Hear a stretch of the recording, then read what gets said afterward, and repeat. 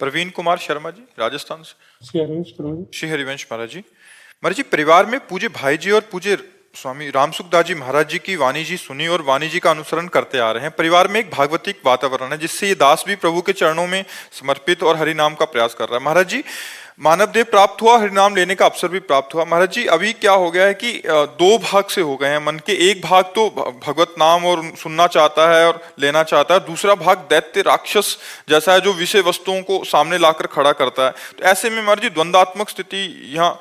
भजन के बल से उस आसुरी भाव का नाश कर दो। बहुत अच्छे बच्चे हो जो अपने मन को देख पा रहे हो। इसमें दोनों भाव है, सुमति और कुमति। बुद्धि में सुमति और कुमति है, तो सुमति को हम बढ़ावें और कुमति को नष्ट कर दें।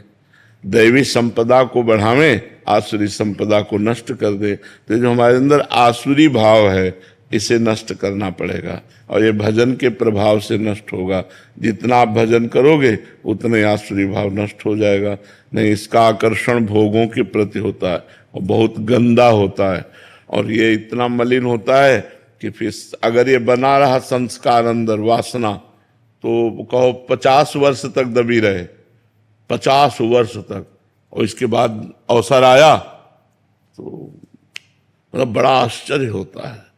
तब ये होता है, यार शिव विरंचिका मोह है को है बपुरान, अस जिय जानि भजी मायापति भगवान। बहुत विचित्र। इसलिए इस वासना को जल्दी से जल्दी नष्ट कर देना चाहिए।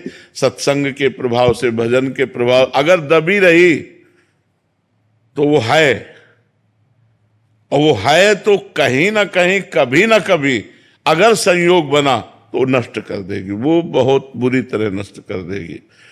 जब तक शरीर में श्वास रहे और जब तक शरीर का होश रहे, तब तक खतरा है, तब तक खतरा है। इंद्रियां भले भोग लायक ना हो, लेकिन मन भोग युक्त हो करके तुम्हें भ्रष्ट कर सकता है।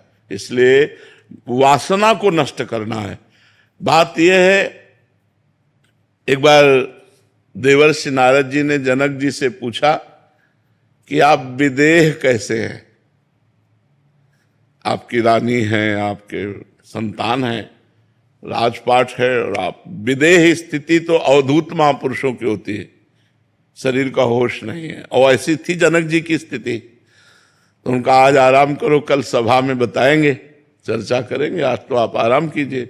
खवाया पियाया और महल में, अपने महल में सुलाया, और जब रात्रि हुई तो रानी से कहा सो जाओ जा करके देवर्षि नारद जी के साथ।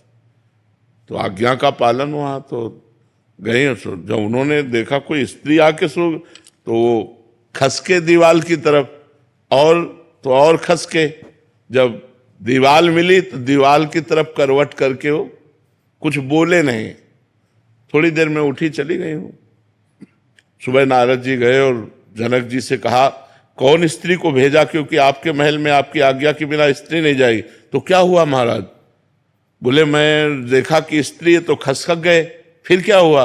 वो भी खसकी हमारी तरफ। फिर क्या हुआ? बोले दीवाल मिल गई तो दीवाल की तरफ मुंह करके लेट गए। बोले फिर मुझे शांति मिली। तो बोले स्त्री को दीवाल क्यों नहीं समझ लिया? दीवाल को दीवाल समझ लिया और स्त्री को स्त्री समझ लिया। यही गलती है। और मेरे में दीवाल और स्त्री में कोई फर्क नहीं है। विदेहराज जनक जी, सुखदेव जी के गुरु जी। तो स्थिति जो है वो हमें लगता है अगर जवानी में आ जाए तो बहुत बढ़िया बात है। अगर वो स्थिति ना आई और वासना बनी रही तो किसी भी अवस्था में वासना गिरा सकती है।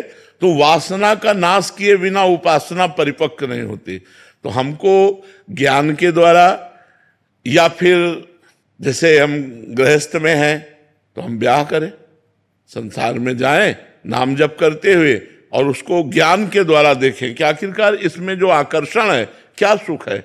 और जब आपको पता चला कोई सुख नहीं, तो गृहस्थ में रहते हुए भजन करके पापाचरण न करते हुए भगवान को प्राप्त हो गए। तो इसीलिए दो मार्ग बने। एक मार्ग में ज्ञान हुआ कि ये सब नाशवान संसार मुझे नहीं चाहिए, तो चलो विरक्त मार्ग। और एक में आकर्षण है, मिठास लग रहा संसार में, तो चलो गृहस्थ मार्ग। लेकिन दोनों को भगवत प्राप्ति के लिए ही मनुष्य शरीर मिला है। यद्यपि भोग से शांति प्राप्त नहीं होती, पर वो भगत है, वो विवेकवान है, तो वो वैराग्य धारण करके आगे निकल जाएगा। जो गृहस्थी के भोगों को देखा, फिर घृणा हो गई कि यार हम तो जो समझते थे वो है ही नहीं यहाँ, तो वो भजन में और लगा और निकल गया। और जो ज्ञान के द्वारा वैराग्य धारण करके एकांत सेवन करते हुए विरक्त भाव से भजन करके निकल गया, वो निकल गया। पर निकलना है पूरे जीवन सावधान रहना है। अगर पूरे जीवन में कहीं कोई अपने को सिद्ध मानकर, तो शिव विरंची का मोह है। औरों की तो बात जाने दो, इसलिए हर समय सनकादि ऋषि हरिशरणम रटते रहते हैं।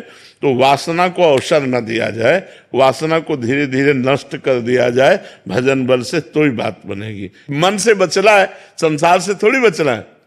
संसार तो ये शरीर ही संसार है, शरीर ही संसार है, इससे कहां बचना? मन से बचना है। मन की चाल में मत फंसो तो जीत गए, और मन की चाल में फंस गए तो हार गए। बस ये बात। भगवान आखिरी में कामवश नहीं गिराती है अधेड़ उम्र में जाने के? हाँ, काम नहीं, और कोई भोग नहीं आता, मतलब कामवश नहीं रहता? नहीं, ज्ञानियों का शत्रु काम ही है, सबसे बड़ा शत्रु काम। काम से ही दो पैदा होते हैं, लोभ और क्रोध। काम की पूर्ति में अधिक भोगने की लोभ प्रवृत्ति होती, चाहे रुपया पैसा कुछ भी हो।